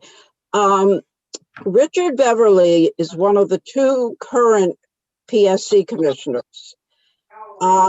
And from our perspective, he's far and away the better of the two. He's concerned about the environment. He's concerned about PEPCO rates. His term has ended, and until there's a new nominee, he continues to serve. But what this resolution is to recommend that the mayor renominate him. And he's very experienced and he's been very good. So we all hope you will vote to renominate, to support the resolution to renominate him. Thank you. Thank you, Ann. Is there a motion? I have a question. Phil, I have a question. Yes, Andy. And so the other motion, well, the two other motions, and one of the other motions is not to nominate, not to support another person. Right. Emil, and does Emil get this other guy's seat, or is there more than? I'm sorry.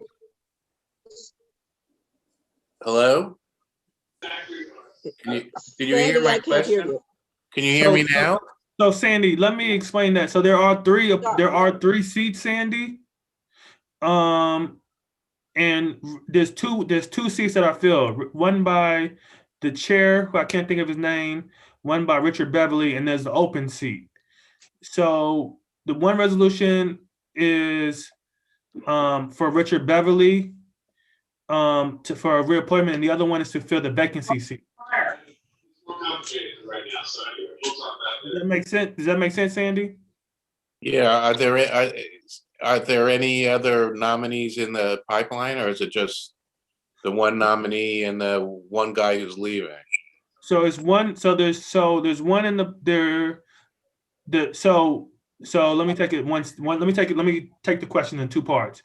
So one guy is up for reappointment, and then the other one, this is the mayor's second try to appoint somebody for the seat. The first person the mayor tried to appoint did not get a confirmation hearing from the council. So the mayor had to reappoint somebody, had to appoint somebody else. Send another name. Yeah, correct.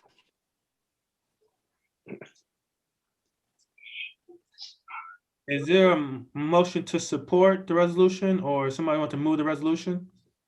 So moved. So move. Is there a second? Second. Second. Second, Susie. Susan, I see. Got you. All those in favor of the reappointment for Richard Beverly, say aye. Aye. All those opposed? All those abstain? The motion passes. So the second resolution is the declaration of no confidence in Emily Thompson. John, do you want to speak on that one? Yes. Emil Thompson is a nomination that Muriel forwarded to the council the end of January, after her earlier nomination back in November for another candidate, Lorna Johns, was not approved by the council. It didn't even come out of committee. So Muriel went back and put forward Emil Thompson's name to the council at the end of January, and is asking them to consider him to fill the vacancy that was created when Greer Gillis resigned and moved to Jacksonville, Florida to take a new job there. So what we are seeing is the last two nominations from Muriel, neither of the candidates have any public utility experience whatsoever. In Emil's case, he comes out of the U.S. Assistant Attorney's homicide section, and Muriel is putting him forward to be a PSC commissioner, which is a very complex and demanding job. So we are following what Phil was trying to recall is 2 years ago, we likewise passed the Ward 3 Dems passed a no confidence resolution once again. And this resolution is drafted consistent with that one. And so we just want to register with both Muriel and the council that we have no confidence in her nominating a commissioner who has no experience in such a complicated area as public utility regulation. Can I ask a question? Yes, go ahead, Sandy. And I apologize for not understanding anything about public utilities other than where the light switch is. His biography says he spent 2 years on the water regulation. Is that not public utility? Sandy, what Muriel did was a year and a half ago, she put him forward to serve as one of the district's representative on the DC Water Board. Okay. He was still in the homicide section of the U.S. Attorney General. So it's obviously an internal political favor being played here in putting him forward, because in his role on the DC Water Board, he's supposedly representing DC residential interests. Does the DC Water Board count as public utility? Well, that's what the resolution that Brian and Ann have co-sponsored tonight addresses, that right now DC Water is not regulated by the Public Service Commission. Is there, I mean, is there a way around it in language to record? I'm concerned. I mean, maybe I should come out and say this straight, ask this question. Is this guy bad? And why don't we like him? Because this is a pretty severe statement to say about anybody. And consistent I don't know with- about the other members of this group, but I don't know. Again, I told you I don't know anything except switching light bulbs on. So I'm kind of taking your word for it. I haven't seen anything, any press, heard anything about this guy, and we're kind of like taking a real swipe at him. Actually, Sandy, the press has covered him, and they've already pointed out that Muriel has now put 2 totally unqualified nominees forward for the Public Service Commission. She obviously wants somebody on the PSC, and this isn't me speaking, these are the people that live and breathe and think this. And if you think back to the February meeting where we had Sandra Matos-Fry and Councilmember Mary Che on the program, both of them spoke to this issue about what's going on at the PSC. John, is Mary Che against his appointment? Mary Che hasn't issued an official statement as of yet, but she's on the committee that has to review the nominees. And in December, she did not support the other candidate that Muriel had put forward named Lorna Johns, who likewise had no experience. She came out of the FAA. If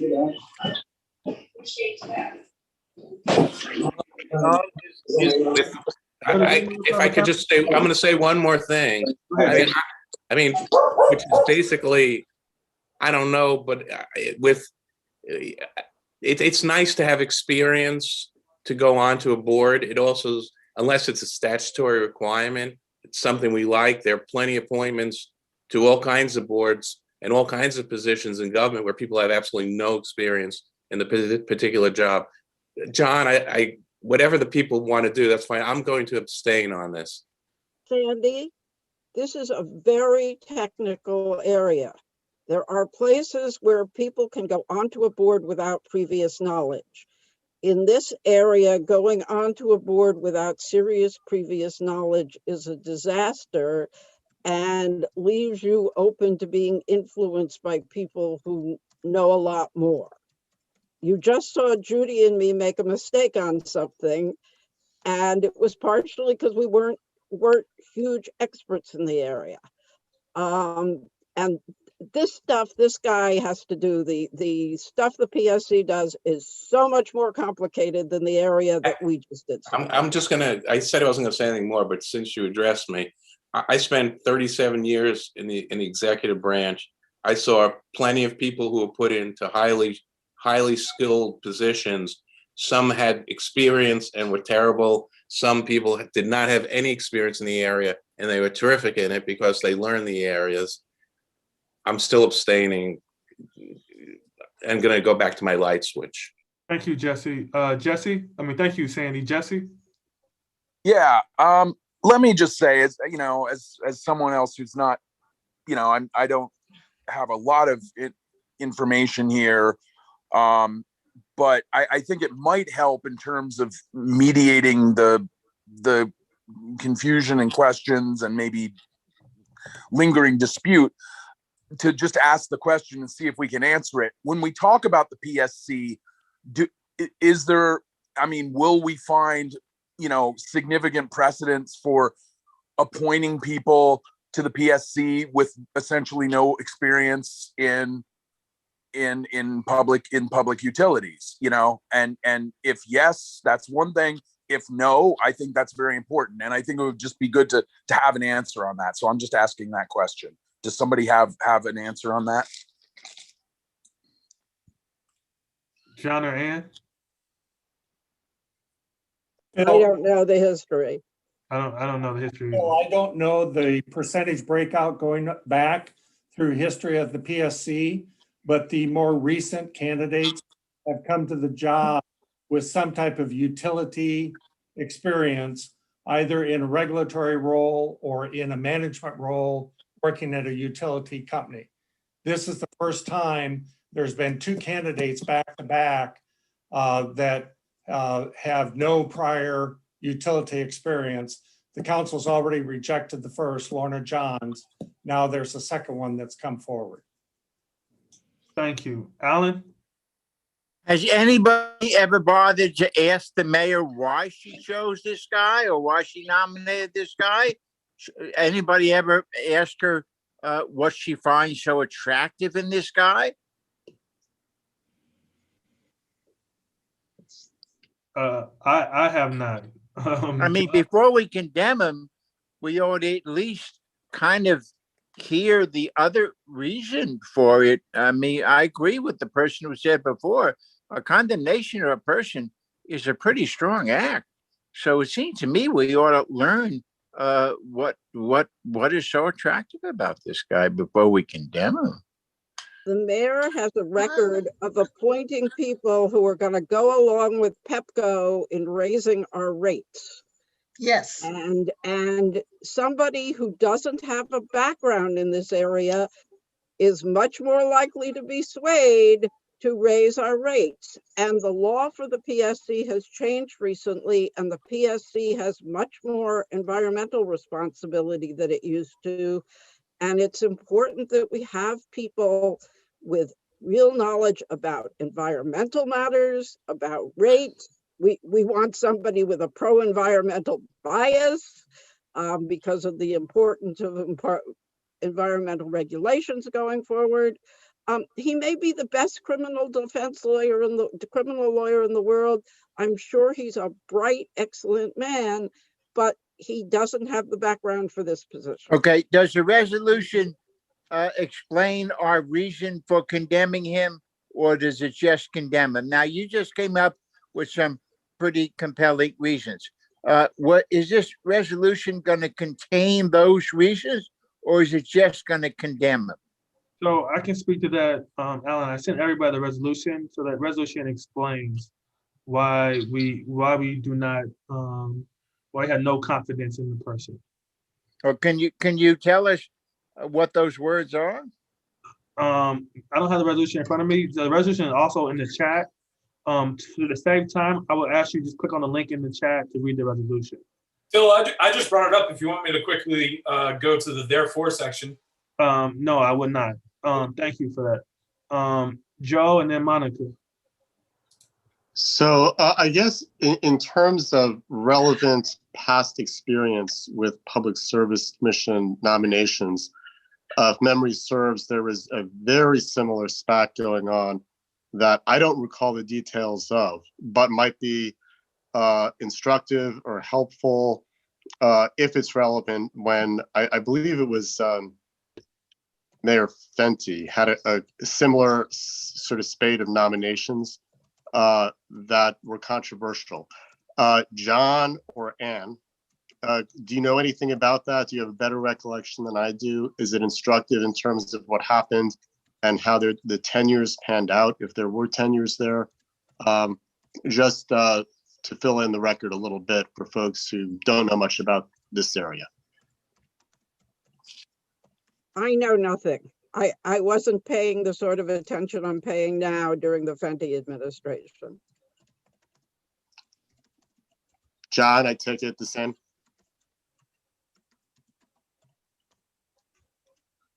Okay, I tried. Thank you. Monica? When is council going to be holding hearings on this nomination? What is the calendar for this? John, do you have the answer for that question? I do not. I'm not sure when the council is going to hear on this. Yeah. Originally, they had set a tentative meeting for last week, but then that got suspended, and this was going to be on the agenda last week, so it will come forward shortly because this was sent to the council the end of January, and generally nominations like this don't pen for 60 days. Okay. Hi, Phil, sorry to interrupt here. The Committee on Business and Economic Development voted on it yesterday. Oh, and what was the vote on it, if you can tell us? Yes, they passed it. They approved his nomination. So it hasn't come to the full council yet, but it moved out to committee. Oh, okay. Thank you. That helps a lot. Mm-hmm. So let's move to a vote. Yes, Mindy. Yeah, this is an interesting discussion. My tendency would be to abstain. But in terms of the debate in the committee, what was said? Were there people speaking against him? Does anybody know what happened there? Abigail, can you give us a summary of what happened at the committee? Yes, I haven't actually watched the full markup. The council member did speak and she voted for the nomination. She spoke with some hesitancy, but she did vote in support. I'm happy to drop the link to the markup in the chat if people want to watch everyone's comments. Which councilwoman? Councilmember Che. Oh, I see. Our councilwoman. Yeah, okay. Okay, let's call the vote. All those in favor say aye. Aye. Aye. Aye. Aye. All those Aye. opposed? No. No. No. No. All those abstain? Abstain. Abstain. Two. So the motion fails. To go to the third resolution, the Office of the People's Council is representing DC water users. Is Brian on this on the chat? He is not. Does somebody, Ann, do you want to move it since you're a co-sponsor? I know a lot less about this than Brian, but basically, as you heard at our last meeting, the People's Council represents us in PSC hearings on rates having to do with gas and electricity. WASA, or DC Water, which is actually called now, is both the judge of rates and the supplier of rates, and they don't go to the PSC. They run their own decision-making about rates. What Brian has suggested, and I think is an excellent idea, is we ought to be having the People's Council represent the people at WASA rate hearings. For the PSC, the PS actually pays some money for the People's Council's representation. And what this would do is ask for DC Water to pay some money so that the People's Council can represent us before the DC Water on water rates. Thank you. Let's open it up for discussion. Does anybody have any comments?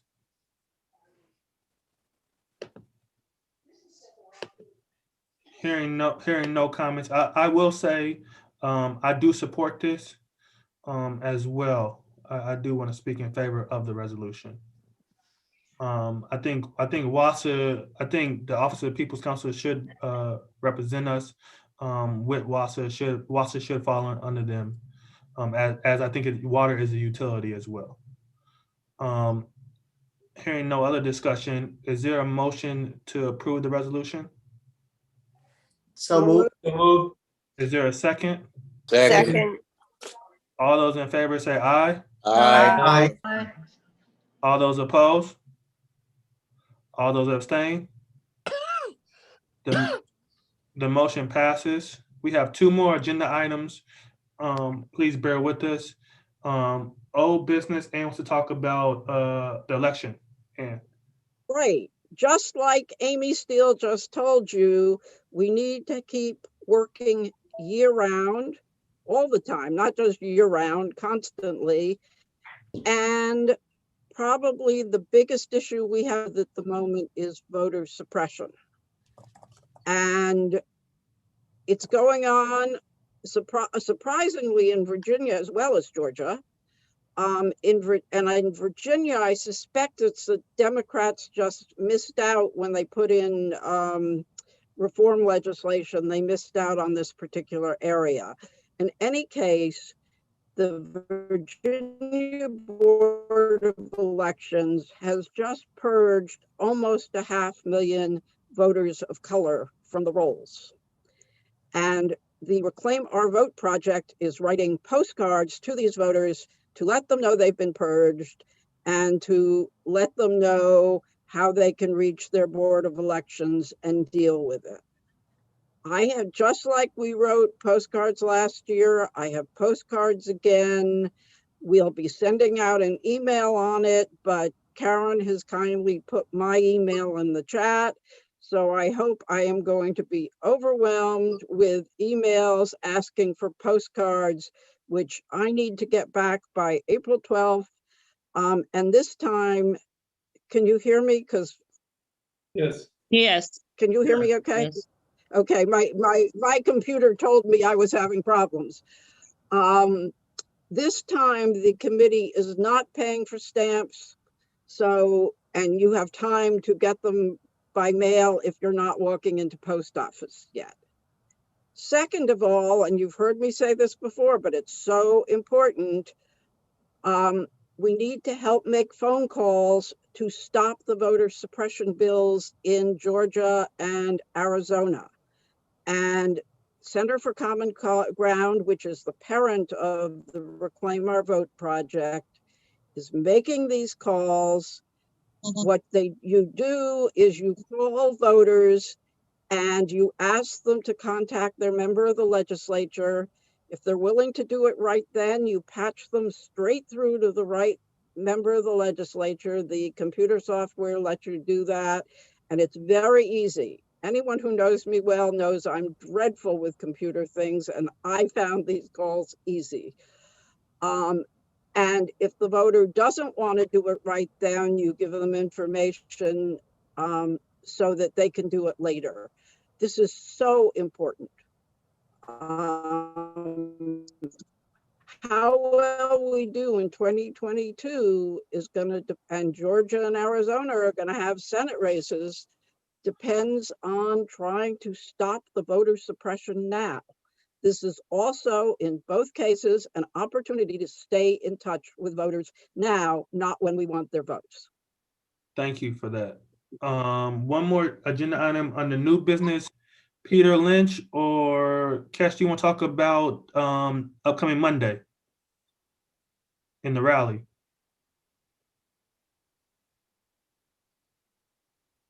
You want me to talk about that? Yeah, you okay? Great. Okay. Thanks, Peter. Yeah, no problem. On March 22nd, there is going to be the House Oversight Committee hearing on DC Statehood. A lot of DC Statehood champions are going to be speaking. I think Mariel Bowser, Delegate Eleanor Holmes Norton will be speaking. That starts at 10:30, but before that, from 8:30 to 9:30, if you can make it on Connecticut Avenue in Vesey Street, the big front entrance of UDC, there will be a rally. The people from NOPE are going to be there, plenty of other supporters. I put the links are much further up the chat. But if you can make it, it is going to be important to show face and show support for statehood. Then there will be locations in all 8 wards around the city doing things. If you noticed, Miss George mentioned that in her ward there's like a huge banner, and so people are going to be out, and I believe there's even going to be some music at this event. So again, it's from 8:30 to 9:30 in the morning. Not the best times, but if you can make it, it would be great for you to go out there, socially distanced, of course, and wave some signs around and support DC Statehood. And then the hearing is that day, so make some noise about that in your circles and on social media. And then the other big news, if you haven't heard, is today, Jen Psaki in a press conference said that indeed Biden is in support of DC Statehood. So momentum is really building, and so, but we need to see the support from Washingtonians. And that's all I got. Thank you. Kesh, do you want to add anything to it before? Yeah, Peter, thanks for telling everybody about that. I just wanted to say that in addition to the Ward 3 Dems, this event is being supported by NOPE Neighbors, DC Vote, DC for Democracy, and the University of the District of Columbia. So we should have a really good turnout. We've contacted Ward 3 ANC commissioners, and at least one of them is coming. Mary Che had said that she would come to the event before it was rescheduled. I'm hoping that she will come to this event as well. So everybody, I hope you join. And I'd just like to add one more thing, which is that we're going to have some music there. Cash, correct me if I'm wrong, Joel Coleman from who used to sing with the Platters is going to be there. So it's going to be a really fun event too, in addition to being a relatively early event. So has anybody notified the Washington Post or any of the television stations about this event? I don't know specifically what media has been notified, but I know that DC Vote has been notifying media. So I don't have the particulars, but they're expecting that media, it's going to be happening in all of the wards from 8:30 to 9:30. So, Ward 6 is going to be out in front of the fence in front of the Capitol, and it's a big deal. So we really hope to see as many of you out there as possible. Thank you, Jackie. And I'm also going to send an email blast out on Saturday. Excellent. About it as well. And Pete Patar, who's on here as well, we'll blast out to our big email list as well. So just someone posted some questions about signs. So DC Vote has delivered a bunch of statehood signs to one of our volunteers who will bring them to the event, but we are encouraging people who can to bring their homemade signs and to please wear red and white. So we have a color theme. Yeah, and the signs are honk for DC statehood. So that gives you a guideline. Perfect. Thank you. Now, like I said, I'll send an email out on Saturday. And please wear your mask and please social distance as well. That's very, very important. Even though we would like a big contingency. So hopefully a lot of people on Ward 3 who come out, I please say this one time, wear your mask and please social distance. And I would love to see a lot of you guys in person. I like to see everybody in person as well. Did we mention where it is? It's at UDC. So there will be plenty of room on the sidewalk. That was part of our thinking, that we would have plenty of space to social distance. Absolutely. I'm mentioning that. And it will, all that will be in the email as well. Is there a motion to adjourn? Well, first, is there any other new business? No, hearing none. Is there a motion to adjourn? I have so moved. Joe. So all those in favor say aye. Aye. All right. Everybody, thank you for our meeting, and I look forward to my email on Saturday. Great meeting.